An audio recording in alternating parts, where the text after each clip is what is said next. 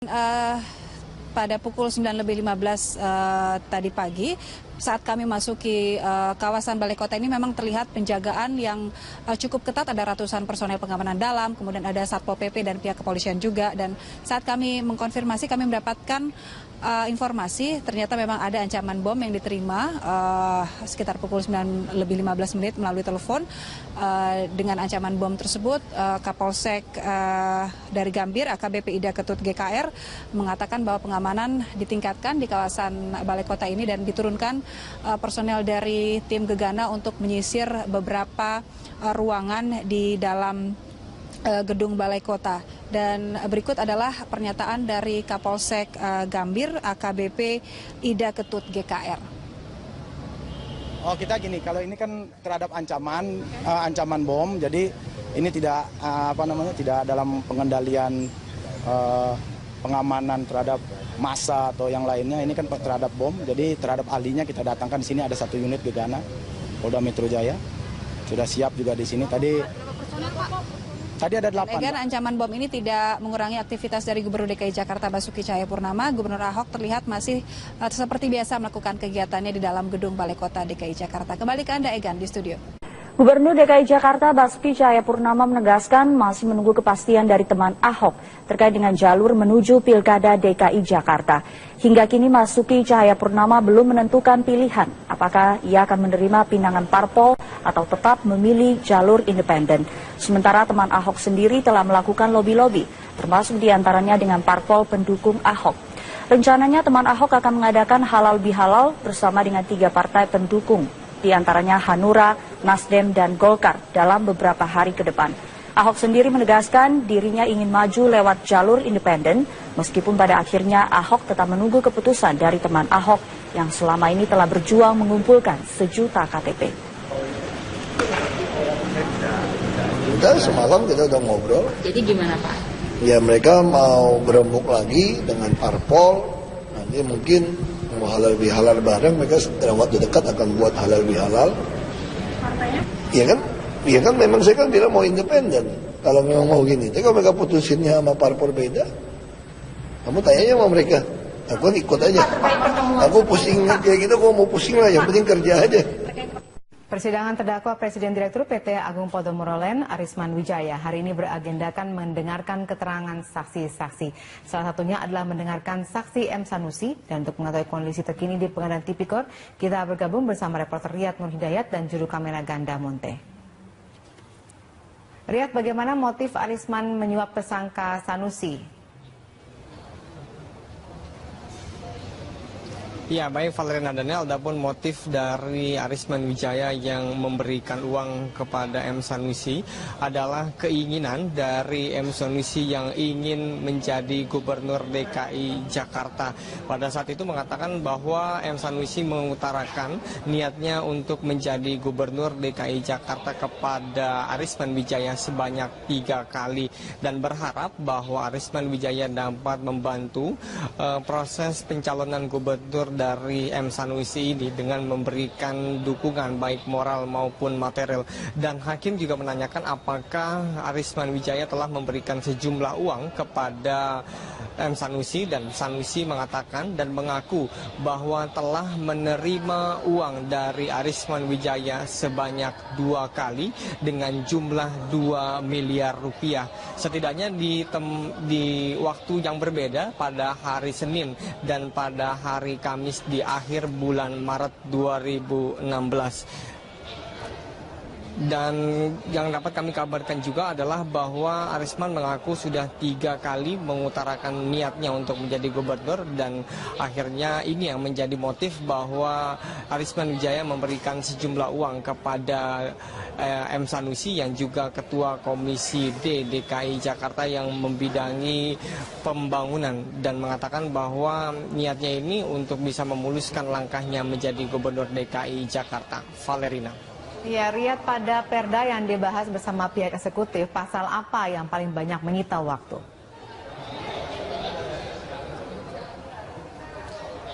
Ya, adapun yang menjadi perdebatan di antara Dewan DKI Jakarta pada saat itu adalah membahas tentang tambahan kontribusi pengembang 15% dari nilai NJOP tahun berjalan yang diajukan oleh pemerintah DKI Jakarta.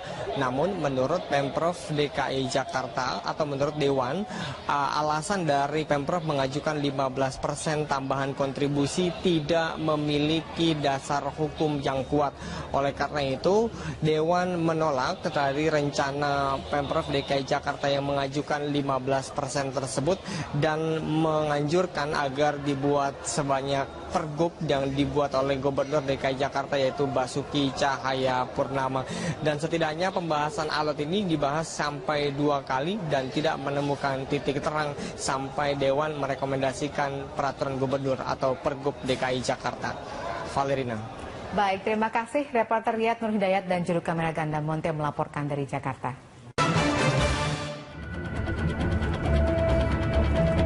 Partai Golkar menjadi parpol ketiga yang menegaskan dukungan kepada Basuki Cahayapurnama untuk berlaga di Pilkada Jakarta tahun depan.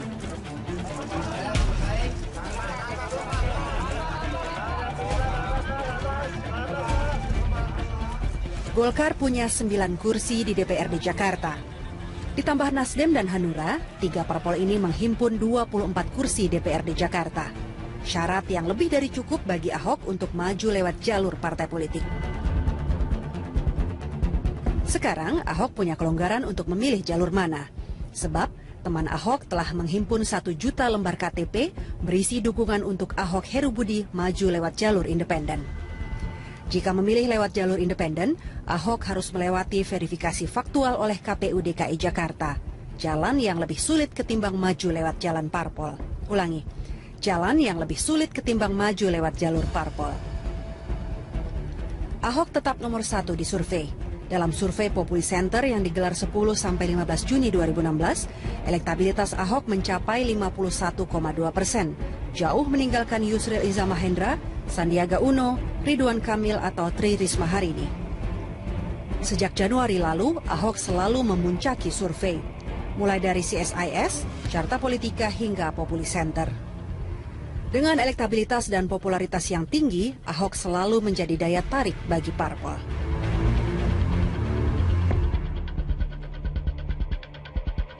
Pemirsa, senang berjumpa kembali dengan Anda dalam DPS To The Point kali ini. Apa kabar Anda? Politik menuju Pilkada Jakarta tahun 2017 menempatkan Basuki Cahayapurnama sebagai narasi utama. Hingga sekarang, Ahok masih nomor 1 di sejumlah survei, baik elektabilitas maupun popularitasnya di depan masyarakat Jakarta. Ahok makin merebut perhatian saat menyatakan maju lewat jalur independen beberapa bulan yang lalu. Dengan ujung tombak teman Ahok, 1 juta lembar KTP sudah dikantongi oleh Ahok. Pada saat bersamaan datang pula dukungan dari Partai Golkar, menyusul dukungan dari Nasdem dan Hanura. Ahok sekarang bisa maju lewat jalur parpol karena syarat minimal pencalonan melalui parpol sudah terlampaui. Untuk membahasnya, saya mengundang untuk kedua kalinya pengamat politik atau seorang pollster Yunarto Wijaya yang akrab dipanggil dengan nama Totok, Direktur Eksekutif Carta Politika. Mas Totok, terima kasih sudah datang lagi ke DPS To The Point. Kenapa Anda saya undang kembali? Maksud saya hanya supaya penonton bisa mendapat perspektif baru yang lebih update tentang Ahok. Ya. Dan saya harap mereka akan dapatkan setelah ada pertemuan ini. Saya ingat perbincangan kita saat pertama kali dan saya terkejut ketika Anda bilang Ahok itu masih di 2 kaki pada saat itu. Dan sampai sekarang sebetulnya justru lebih mantap ada di 2 kaki, kan? Iya. Iya, saya tidak percaya bahwa kalau kita baca statement-statement yang dimiliki Ahok, bahwa Ahok kemudian bisa dikatakan pertama anti partai. Betul. Yang kedua sudah bisa memastikan jalur independen. Karena menurut saya kalau kita coba baca di bagaimana sejarah Ahok berpolitik, dia orang yang sangat dekat dengan partai, dia orang yang sangat ramah dengan partai. Walaupun lompat-lompat partai. Saya katakan sangat ramah. Dia bisa ramah dengan partai apapun dalam konteks kita harus akui ya, dalam langkah taktis untuk menjadi calon kepala daerah. Itu terjadi di Belitung Timur, Bangka Belitung, dan juga sekarang di DKI. Begitu. Yang kedua, ada pernyataan yang saya ingat sekali ketika Ahok mengatakan ini proses resiko saya ambil. Kalau kemudian dalam proses pengumpulan KTP saya tidak berhasil mencapai sampai bulan Juni, partai-partai terlanjur marah, resikonya saya tidak bisa maju di 2017. Artinya apa? Ahok sebetulnya tidak kemudian anti partai. Ahok bahkan tetap berharap bahwa ada partai-partai yang bisa kemudian mencalonkan dirinya. Entah dalam konteks sebagai plan B apabila pencalonan independen tidak tercapai dalam konteks prasyarat, atau justru menjadi plan A. Menjadi plan A, bahwa posisinya sama-sama menjadi plan A antara independen dengan partai, tinggal Ahok memilih yang mana yang terbaik. Dan detik ini, kenapa kemudian seakan-akan mantap lebih mantap di dua kakinya? Karena dua-duanya prasyaratnya sudah terpenuhi. Independen sudah 1 juta, parpol sudah mencapai angka 24 kursi yang sudah memenuhi ambang prasyarat. Mas Toto, coba kita lihat dulu bagaimana statement Ahok. Ini soal hubungan dengan partai tadi ketika dia ikut haul di tempat Ibu Megawati di Teguman. Pak, selain makan ngapain, Pak? Cuma ini doang. Oh, gimana? Ayo kasih jalan yuk. Jokowi. Oh gitu. Terus Pak? Pak,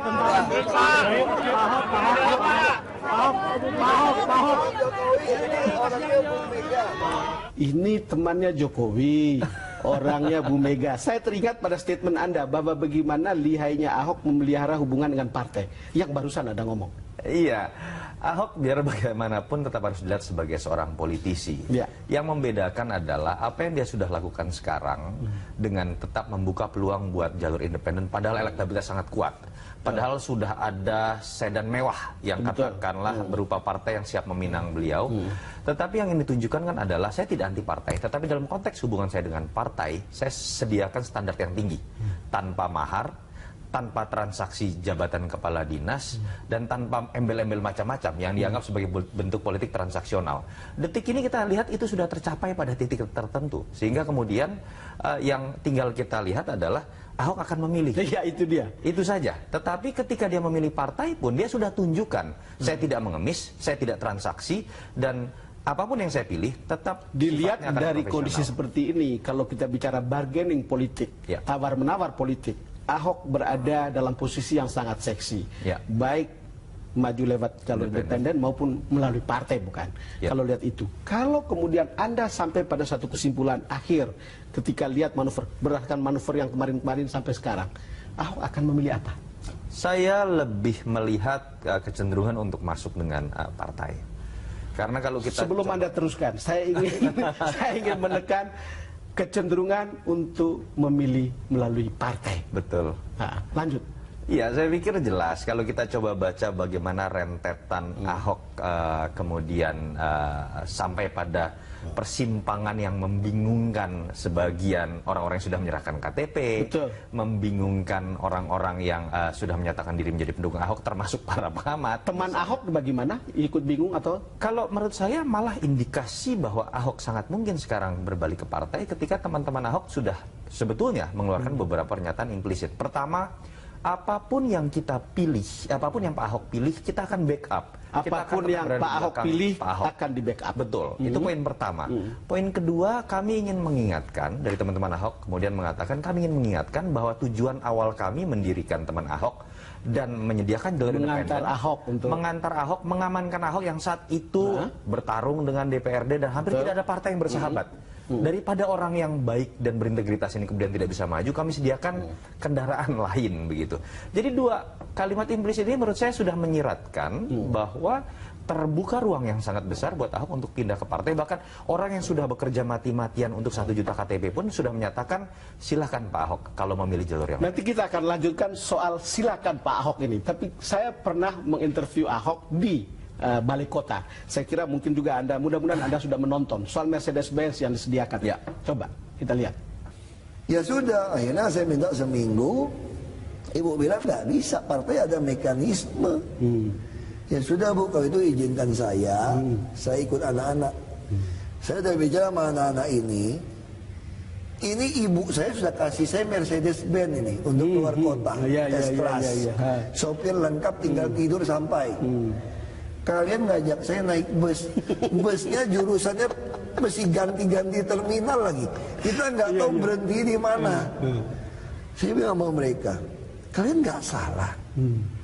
Nggak lebih baik ikut ini lebih aman. Terus dia jawab saya gini, begini loh Pak, anak-anak ini kan. Saya juga nggak kenal mereka sebenarnya.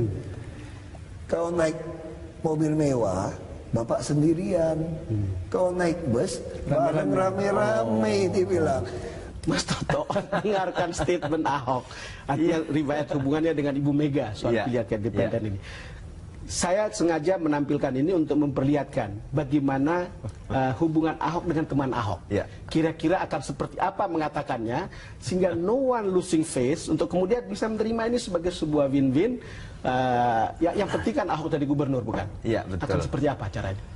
Menurut saya begini, ketika analoginya adalah Mercedes-Benz dengan kemudian bus umum begitu ya. Kalau Ahok akhirnya menggunakan Mercedes-Benz, pertanyaannya apakah kemudian bus ini akan ditinggalkan terlantar begitu saja? Kan belum tentu tidak. Jangan-jangan dia akan iring-iringan menjadi bagian dari rombongan besar yang di depannya memang menggunakan Mercedes-Benz. Sebelum Anda lanjutkan, saya teringat pada cara Jokowi memperlakukan relawan. Iya, kira-kira mirip. Artinya apa? Kalau kita coba lihat kan bagaimana supir-supir bus tadi, anak-anak muda yang dengan tulus menjadi seorang relawan, mengumpulkan 1 juta KTP kan sudah mengatakan, kita tetap akan membackup. Artinya apa? Kami akan tetap jadi supir bus walaupun Anda menggunakan jalur Mercedes-Benz. Ketika kemudian dikatakan kita bisa menghormati pilihan Pak Ahok walaupun menggunakan jalur partai, artinya mereka akan mengatakan kami akan tetap beramai-ramai dengan Anda Pak Ahok walaupun Anda menggunakan jalur Mercedes di depan kami, tidak dalam satu bus begitu. Itu yang menyebabkan saya kemudian berani berspekulasi dari statement yang sudah dikeluarkan oleh teman Ahok, bukan hanya Ahok ya. Bukan hanya Ahok, bukan hanya Ahok, dari tetapi teman Ahok yang lebih meyakinkan saya bahwa memang kecenderungan ke jalur partai itu sudah lebih terbuka, mengingat supir-supir bus ini sudah menyatakan kesediaannya menjadi pengiring Mercedes-Benz. Mas Toto, sebagai pengamat politik, Anda tahu betul apa arti dari statement ini, kaitan satu statement dengan statement yang lain, lalu dirangkai, lalu sampai pada kesimpulan akan memilih partai tapi tidak meninggalkan teman Ahok. Iya, pertama saya pikir ada situasi baru yang memang akhirnya bisa dipahami. Mungkin oleh teman Ahok, mungkin juga oleh pendukung 1 juta KTP dan pendukung-pendukung Ahok yang lain. Kita harus akui ada aturan baru secara taktis yang membuat verifikasi faktual tidak mudah. Dengan aturan 3 hari itu bisa digugurkan apabila kemudian verifikator mendatangi rumah dan tidak ada orangnya. Itu aturan yang menurut saya tidak masuk akal. Yang kemudian secara teknis bukan tidak mungkin menggagalkan 1 juta KTP yang katakan ini betul-betul ada. Pertanyaannya, kapan timing akan menjadi penentu keputusan dari Ahok ini? Kira-kira kapan itu akan dilakukan? Sebetulnya pertanyaannya yang menarik begini, dengan partai mana Ahok kemudian akan berlabuh? Dengan partai mana kita akan lanjutkan di segmen berikutnya. Kira-kira kapan? Kalau pilihannya dengan partai yang sudah ada sekarang, saya pikir ada Nasdem, ada Golkar, ada Hanura. Bisa dilakukan kapanpun. Karena 3 partai ini sudah menahbiskan dirinya mendukung apapun keputusan Ahok kapanpun itu diputuskan. Tetapi ketika yang dipilih adalah satu partai masih menunggu PDIP sebetulnya, gitulah mau kita katakan kira-kira. Itu yang menurut saya akan memiliki prasyarat tersendiri. Partai terbesar di DKI ini belum tentu bisa menunggu lama. Mereka butuh konsolidasi juga dan ada nama-nama lain yang mungkin juga akan ikut memiliki ambisi untuk bisa didorong oleh PDIP. Yang kedua, diperlukan juga kepastian karena akan ada perubahan nama wakil di situ. Ketika kita tahu hampir tidak mungkin PDIP akan memilih Heru, tetapi akan menyorongkan tentu saja nama kadernya dan paling mungkin adalah Jarod. Mas Toto, sangat menarik apa yang Anda katakan. Kita akan lanjutkan setelah jeda berikut. Pemirsa, kami akan segera kembali. Anda mungkin ini juga jadi bahan pemikiran Ahok dengan PDIP.